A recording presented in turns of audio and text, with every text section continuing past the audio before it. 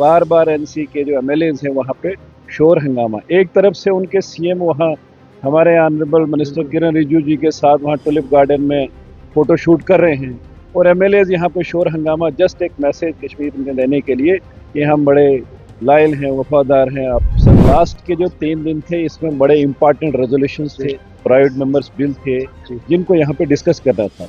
लेकिन बड़ा अनफॉर्चुनेट है कि कल से यहाँ पे जो एनसी कांग्रेस के जो एमएलएज हैं उन्होंने वक्फ बोर्ड के इशू को लेकर यहाँ पे हंगामा शोर किया। हिस्ट्री में होगा जम्मू कश्मीर की असेंबली में कि ट्रेजरी बेंचेस हाउस को चलने नहीं दे रही, तो ये बड़ा अनफॉर्चुनेट है। हम चाहेंगे कि हाउस चले और लोगों के इशूज को यहाँ पे हम उजागर कर सकें। स्पीकर भी एनसी का ही, उन्हीं के एमएलए चुन के आए हुए हैं, वो स्पीकर बने हैं। स्पीकर बनने के बाद एक न्यूट्रल पोजीशन उनकी होती है। उन्होंने अपनी रूलिंग दी कि इस हाउस की डोमेन नहीं है, उसको यहाँ डिस्कस नहीं किया जा सकता है, जो ऑलरेडी पार्लियामेंट में पास होकर कानून बन चुका है।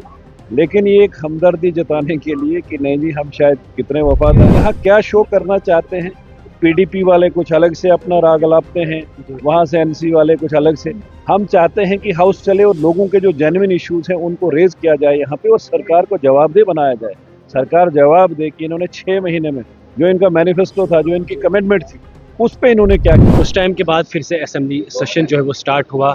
कल के दिन भी आपने देखा किस तरीके से असेंबली में हंगामा देखने को मिला। इस समय हमारे से बातचीत करने के लिए शक्तिराज परिहार डोडा से हैं, एमएलए हैं। सर, सबसे पहले किस तरीके से आप इस चीज़ को देखते हैं? ये 3 दिन मिले थे आखिरी अब जम्मू में, और 2 दिन तो चले गए, हंगामे देखने को मिले।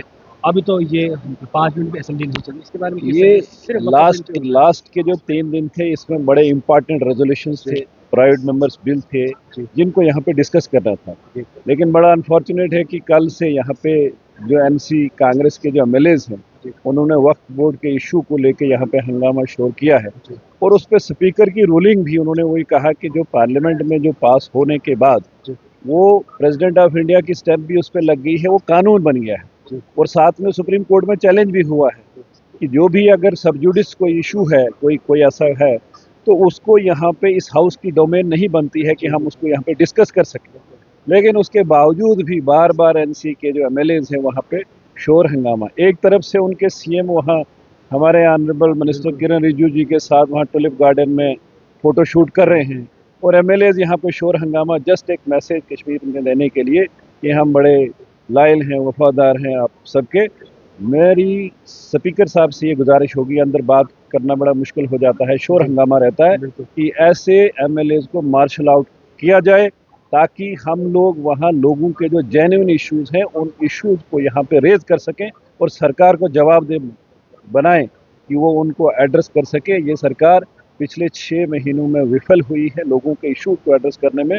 और आज वक्फ बोर्ड का कल भी पूरा दिन हाउस नहीं चला, आज भी अभी 1 बजे तक एडजर्न हुआ है और जिस एडजर्न मोशन को रिजेक्ट किया स्पीकर ने और उसका बड़ा लॉजिक देके उन्होंने रूल कोट करके कि ये नहीं हो सकता, एडमिट नहीं हो सकता, लेकिन उसके बावजूद भी बार बार जो हाउस चलता है तो शोर शराबा एनसी के द्वारा किया जाता है। ये बड़ा अनफॉर्चुनेट। जिस तरीके से अमित शाह जी ने ये कहा है, इस बिल को जो है सबको मानना पड़ेगा, इसमें जो है मुसलमानों के लिए ये बिल जो है फ़ायदेमंद साबित होगा। एमएलएज हैं जो हल्ला मचा रहे हैं। आप मुझे बताइए, जब पार्लियामेंट में इस चीज़ को पास कर दिया गया है तो यहाँ पे हल्ला मचाने का क्या करना? मैं वही बता रहा हूँ कि जो मैं नहीं, स्पीकर ने ये कहा हुआ, स्पीकर भी एनसी का ही, उन्हीं के एमएलए चुन के आए हुए हैं, वो स्पीकर बने हैं। स्पीकर बनने के बाद एक न्यूट्रल पोजीशन उनकी होती है। उन्होंने अपनी रूलिंग दी कि इस हाउस की डोमेन नहीं है, उसको यहाँ डिस्कस नहीं किया जा सकता है, जो ऑलरेडी पार्लियामेंट में पास होकर कानून बन चुका है। लेकिन ये एक हमदर्दी जताने के लिए कि नहीं जी हम शायद कितने वफादार हैं, वो ऑलरेडी ये कानून बन चुका है और उस सब पे लागू, सब पे इम्प्लीमेंट, वो गरीब पसमानदा जो मुस्लिम समाज के लोग हैं उनके भले के लिए है। वो सारा जो भी वहाँ से इनकम होगी वो सब मुस्लिम कम्युनिटी में ही उसका खर्चा होना है, उसकी अपलिफ्टमेंट के लिए जो गरीब हैं, कोई विडोज हैं, उसके लिए वो सारा डिबेट हुआ है। एनसी के एमएलएज वहाँ पे पार्लियामेंट में थे, वहाँ डिबेट होने के बाद इस बिल को पास किया गया है। अब ये यहाँ क्या शो करना चाहते हैं, पीडीपी वाले कुछ अलग से अपना राग अलापते हैं, वहाँ से एनसी वाले कुछ अलग से। हम चाहते हैं कि हाउस चले और लोगों के जो जेन्युइन इश्यूज हैं उनको रेज किया जाए यहाँ पे और सरकार को जवाबदेह बनाया जाए। सरकार जवाब दे कि इन्होंने 6 महीने में जो इनका मैनिफेस्टो था, जो इनकी कमिटमेंट थी, उस पे इन्होंने क्या किया हुआ है।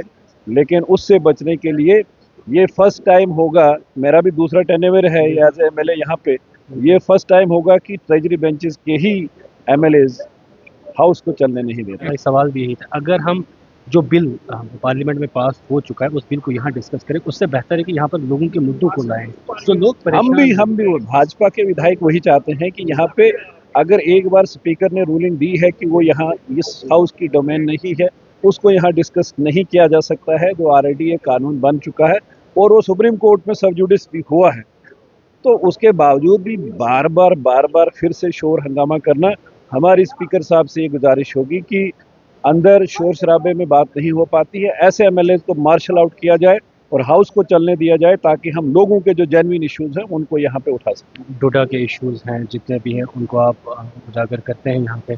आज फिलहाल तो 2 दिन वेस्ट हो गए हैं, अब जो है वो कल का दिन बचा है। डोडा के लोगों को हमें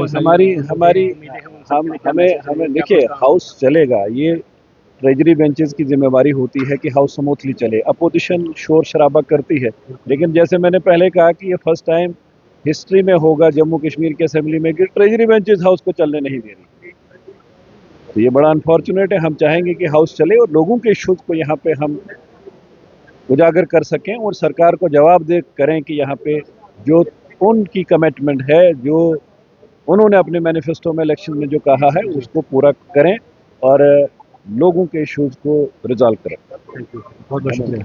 ये थे हमारे साथ शक्तिराज परिहार, डोडा से एमएलए हैं, जिस तरीके से खास बातचीत की है। आप लोग किस तरीके से इस चीज़ को देखते हैं, आपकी राय क्या होगी इस सब पे?